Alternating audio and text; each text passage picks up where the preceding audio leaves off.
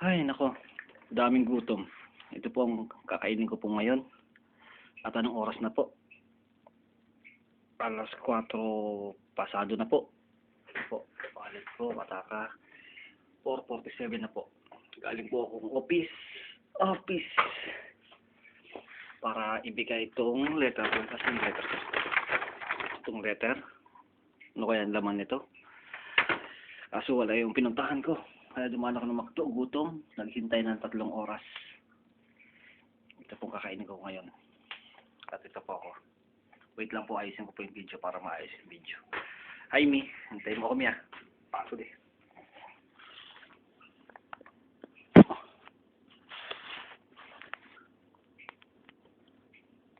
Yan, okay na. Wait lang.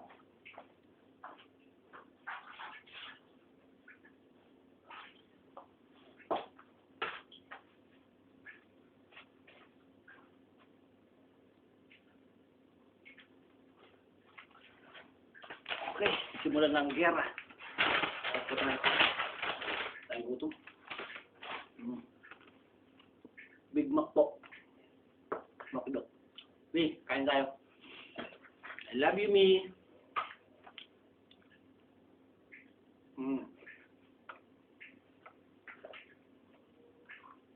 Unang kagat mo yun sa'yo. Ay, gutom eh.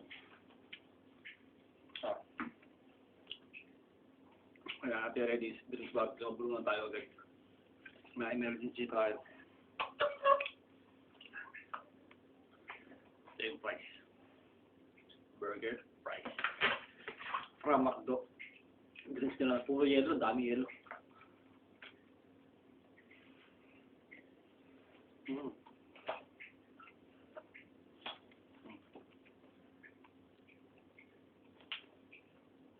Resibo. At saka McDonald's saka.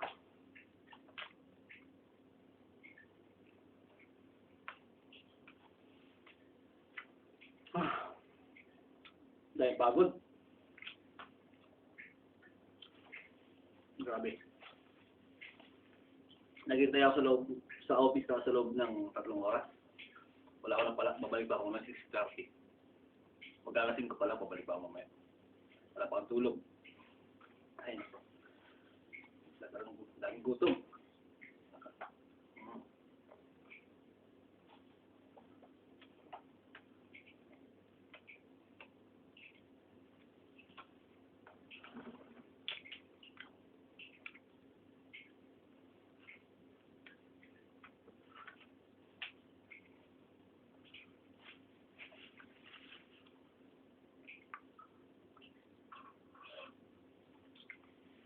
Mas marami yelo na soft drinks sila.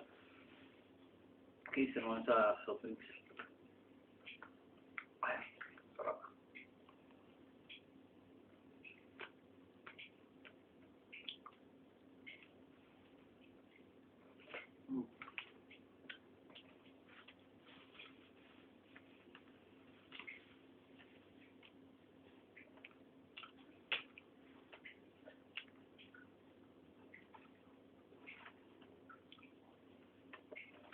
Price nila, price.